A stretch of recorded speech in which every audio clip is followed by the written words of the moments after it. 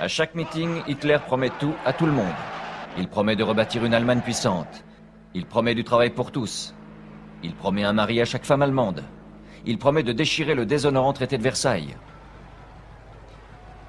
Il promet d'éliminer la corruption au plus haut niveau. Il promet même d'augmenter le pouvoir des gros industriels et des financiers, ceux-là même qui payent pour sa campagne. Une promesse qu'il ne tiendra pas non plus.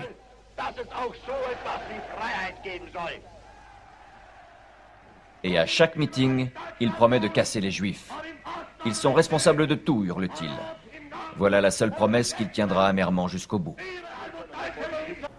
À ce stade, il est évident que la République de Weimar est obsolète. Elle a échoué car la plupart des Allemands la voyaient comme un système imposé par les Alliés après leur victoire. Elle n'a jamais été régie par une politique constructive adaptée.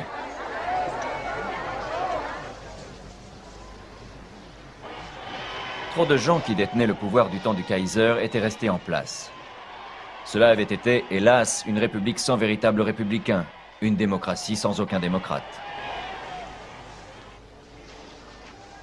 Mais comment Hitler a-t-il pu s'approcher si près du pouvoir sans jamais avoir gagné une seule élection ouverte? Rappelons-nous.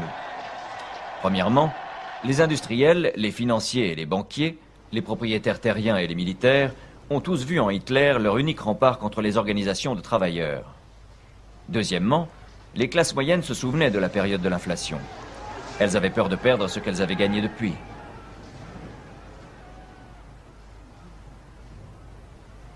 Troisièmement, beaucoup de sans-emploi en sont venus, par désespoir, à revêtir les chemises marron hitlériennes. 30 janvier 1933, Hindenburg cède aux pressions qui l'entourent de tous côtés. Adolf Hitler se voit enfin offrir le plus haut poste du pays à côté de celui du président, celui de chancelier du Reich. C'est ainsi que triomphe le vagabond venu d'Autriche, le bourreau des juifs et des socialistes, l'ennemi juré de la démocratie, l'adepte de la barbarie. Un homme qui a basé la totalité de son programme politique sur des mensonges et de la propagande, qui se voit uniquement comme le Führer d'une future race supérieure. On peut le contrôler, disent ceux qui lui ont mis le pouvoir entre les mains. On veut voir notre guide, implore la foule. Et voilà comment est né le Troisième Reich.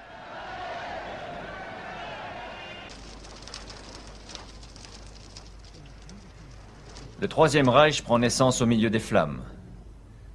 Le monde entier se demande si ce sont les nazis eux-mêmes qui ont mis le feu au Reichstag. C'est le début de la révolution communiste. Nous n'aurons pas de pitié. Tous les responsables communistes doivent être abattus sur le champ. Tous les députés communistes doivent être pendus cette nuit même. Bien sûr, il n'y a pas de révolution. Mais l'incendie a agi comme un déclencheur. Encore un énorme mensonge de propagande. Maintenant, la terreur nazie peut s'exprimer dans toute son ampleur. Les premiers camps de concentration apparaissent. On y enferme sans procès tous ceux qui osent s'opposer aux nouveaux dirigeants quand ils n'ont pas déjà été exécutés par les troupes d'élite. Pour détourner l'attention du peuple de cette horreur, on organise des défilés spectaculaires, jamais vus depuis l'époque de l'empereur Wilhelm.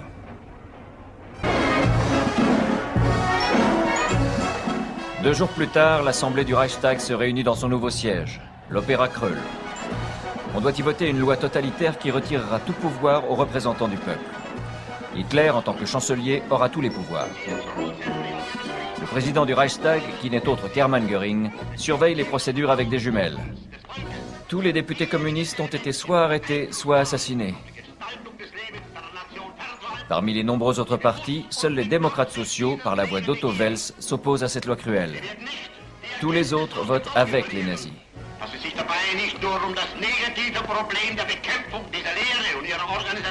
À l'extérieur, les soldats en chemise marron hurlent « Nous voulons la loi, sinon nous mettrons tout à feu et à sang !»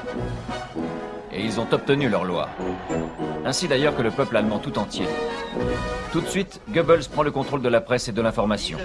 La propagande a maintenant le pouvoir absolu.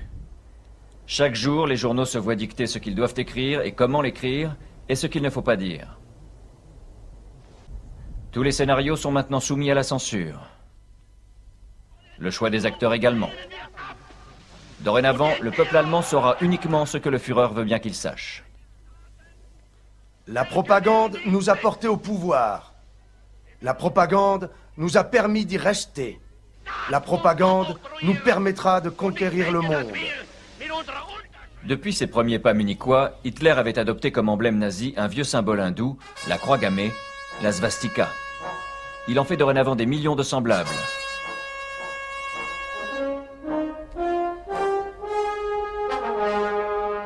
Il a également adopté les emblèmes de l'Empire romain, présents à chaque rassemblement.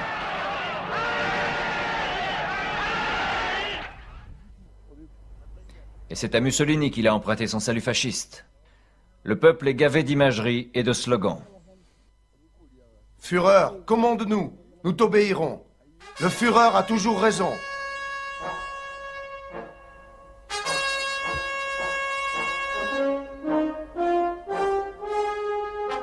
Hitler est un homme qui se méfie des intellectuels et qui les déteste. Tous. Voilà pourquoi on brûle non seulement les œuvres des philosophes, scientifiques, médecins, poètes, auteurs et écrivains allemands, mais aussi celles des intellectuels du monde entier. Les étudiants et les miliciens obéissent aux ordres du Führer. Toute culture, à part la culture nazie, doit être détruite.